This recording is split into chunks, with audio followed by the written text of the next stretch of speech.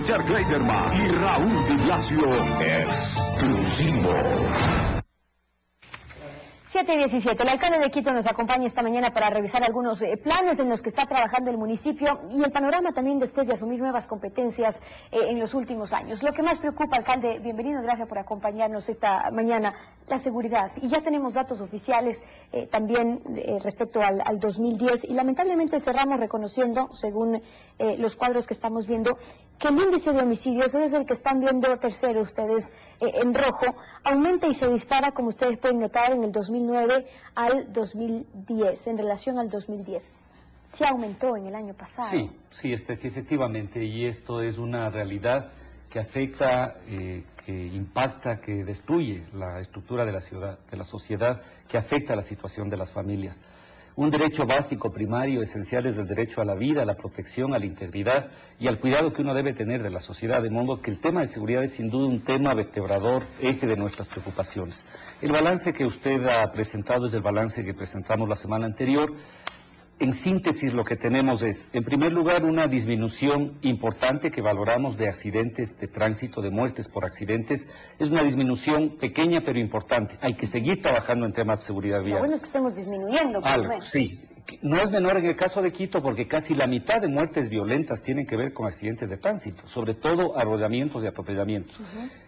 Sin duda, lo que más nos preocupa es el incremento de la tasa de homicidios, es un incremento de 2.5 prácticamente, del 10.5 casi al 13, y ese incremento de homicidios tiene a su vez dos grandes factores. El uno, evidentemente, está vinculado al tema de asaltos y robos, pero el mayor está vinculado a temas de riñas callejeras y venganza. Estos elementos que son medidos y observados permanentemente por la municipalidad han estructurado un plan, una agenda, que iniciamos el año anterior, pero sin duda hemos fortalecido durante el último trimestre del año anterior y ahora hemos lanzado con mucha fuerza este plan de seguridad solidaria. Que responde también a un clamor ciudadano que se ha evidenciado por parte del Ecuador entero, de decir, las municipalidades tienen que asumir la responsabilidad de la seguridad, en algunas de las que se puede trabajar de manera conjunta con el gobierno, en otras no. En nuestro caso, digamos que hemos trabajado conjuntamente con el gobierno, pero hay un plan ciudadano, que es a lo que quiere responder la gente, en el que se habla, por ejemplo, según estaba revisando, del control de los suelos. Y en eso Quito también tiene el mismo problema, como en varias partes del país, de las invasiones, o que cada que llueve hay cientos de zonas en Quito que están a punto de caerse porque están en zonas no autorizadas ni permitidas. Exactamente. Una de las tareas, una de las competencias nuestras claras es el uso del suelo, la regulación de cómo la gente vive en la ciudad. Y sobre eso nosotros tenemos una política muy firme en el sentido de que no vamos a permitir no solamente invasiones, sino que hay que revertir las ocupaciones en zonas peligrosas. Usted ve que hemos tenido dos tragedias, una ventajosamente sin víctimas, una gravísima sí, con 4 personas que fallecieron, e inmediatamente tenemos ya un proceso de relocalización, etcétera. Estamos enfrentando aquellas invasiones de tráfico de tierra. En este año legalizamos 85 barrios irregulares, este próximo año haremos cerca de 150. ¿Y nos quedan pendientes cuántos? Nos quedan aproximadamente 200. Nosotros, en el primer trimestre de nuestra administración, hicimos un diagnóstico, tenemos cerca de 480 barrios irregulares, pero quiero decir que no estamos hablando, y en Quito ventajosamente no ocurre, esta lógica expansiva, terrible de ocupaciones. Nosotros estamos en una política de habilitar y de permitir que la gente tenga suelo urbano sin necesidad de acudir al traficante de tierra. Esto quiero pedirle al quiteño, quiteña, tenemos este año un plan de vivienda de 4.000 viviendas y podemos perfectamente duplicar esa capacidad a través de nuestra capacidad de producción de vivienda, de tal manera que no es necesario que se vaya a vivir en el filo de una quebrada ni que acoja un pero sí traficante. Implica reubicación, que es por lo que en algunos casos implica reubicación. Causa la desesperación. De hecho, ya hemos visto de muchos barrios que saben que están a punto de colapsar cada que llueve, pero sin embargo no se han movido. Esta vez tuvimos, por ejemplo, en el caso del Comité del Pueblo, ya una experiencia exitosa, desde el derrocamiento, la relocalización y la reubicación en casas nuevas. Pero el otro tema que es vital para nosotros es controlar aquellos lugares que terminan siendo focos de inseguridad. Prostíbulos, esta especie de cantinas sin permisos, una serie de cosas. Y esto tiene que ver en el centro, pero también en los barrios. Por eso estamos trabajando operativos conjuntos muy intensos. Oiga, pero operativos conjuntos que van, que cierran y clausuran un lugar y al siguiente día ven cómo se rompen, cómo rompen el sticker y están trabajando. Pasa Y todos los días, eso es perfectamente uno de los temas. Sí, yo mismo voy a los operativos. Sí, y al siguiente día lo abren. Al siguiente día, y entonces la persona tiene 4 RUPs y... Nosotros hemos hecho 2 cosas. En lo que a nosotros compete, hemos modificado la ordenanza para que el dueño de casa, porque esto es toda una maraña, ¿no?, de papeles. Resulta que los locales nunca son de los dueños, siempre son arrendados. Entonces el dueño dice, no sé, es el que me arrendó. Ahora hemos hecho extensiva la sanción al propietario que está arrendando. Segundo, le pedimos permanentemente a los organismos de justicia que acompañen estas clausuras para que cuando hay rotura de sellos se inicien procesos penales. Al mismo tiempo vamos con bomberos, estamos en los operativos con Fuerzas Armadas, con Policía Nacional, estamos enfrentando sistemáticamente el tema de las cachinerías, porque mire, en ese incremento de delitos tenemos sobre todo incrementos de los delitos a las personas, al chico, Bueno, hay algunos planes, los de las cachinerías ya mencionaban seguridad en cuanto a los celulares para que se pueda evitar de alguna manera el robo de los celulares, iluminación, transporte público, pero ¿en dónde nos vamos a enfocar más quizás o poner más esfuerzo? En el caso nuestro municipal, fuertemente en la participación ciudadana, porque también los estudios nos indican que hay una enorme diferencia entre un barrio organizado y un barrio desorganizado. Nosotros este año hicimos un proceso de capacitación a 120,000 quiteños. Ahora con el pago de impuesto predial estamos repartiendo casa por casa una cartilla de instructivo de seguridad de cómo reaccionar, alarmas comunitarias, comités de seguridad, porque esto permite además avanzar en un componente que con el tema del 30 de septiembre se quedó un poco, y es tener una estructura especializada de policía en el distrito metropolitano. Ahora tenemos una relación bastante más fluida, pero sin duda tenemos gravísimos problemas. Pero muchos de estos, para muchos de estos proyectos, quiero decir, se necesita también inversión y tener financiamiento precisamente para poder llevarlos a cabo.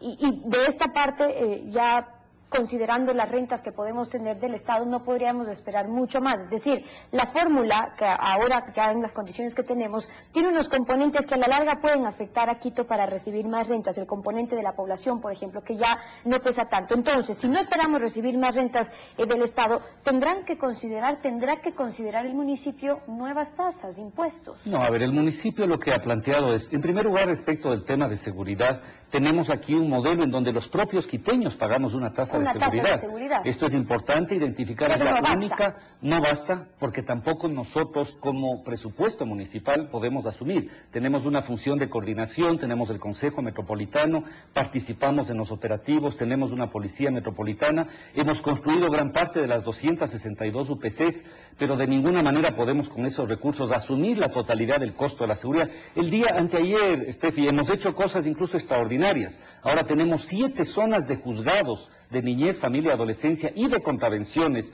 porque uno de los temas de la justicia es que no está cerca de la gente. Con plata municipal hemos puesto 7 sitios en Calderón y en Los Chillos para que la gente vaya. Pero va a faltar plata, sí, pues. Por eso es que en este momento estamos empeñados en consolidar esto desde una mirada global, otro tipo de ingresos. Un ingreso que es vital, y aprovecho para plantear, la ley de tránsito debe alinearse a lo que dice la Constitución y permitir que la transferencia de los recursos generados por tránsito sean municipales. Quito, y es uno de los temas de las deficiencias estructurales, recibía $3 millones de impuesto al rodaje.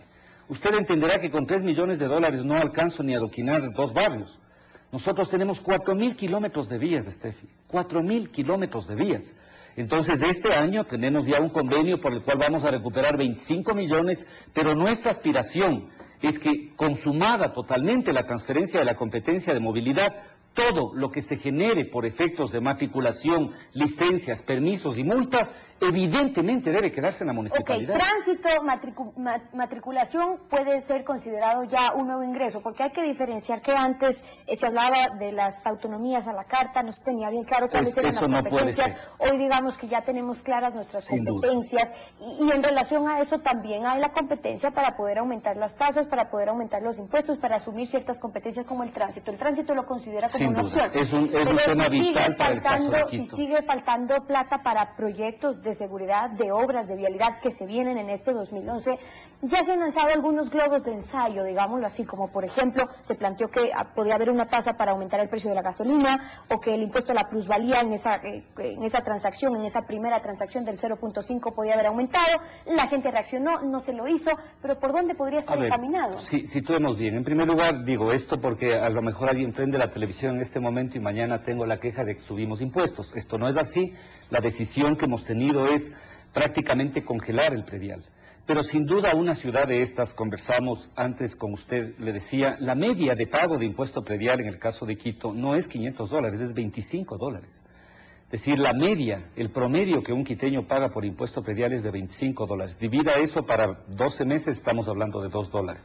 Nosotros hemos planteado que, por ejemplo, esta discusión que se abre respecto de precios nacionales es una discusión que hay que plantearlo nacionalmente. En lo que a nosotros compete, sí es necesario, por ejemplo, el siguiente análisis.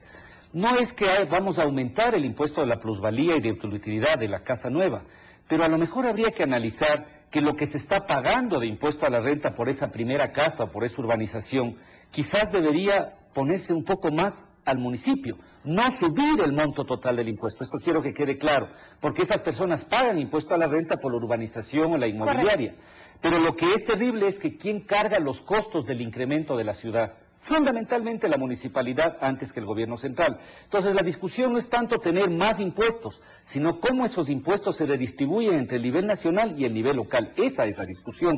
Y yo estoy seguro, y he discutido ya con muchos sectores inmobiliarios, que esto sería interesante.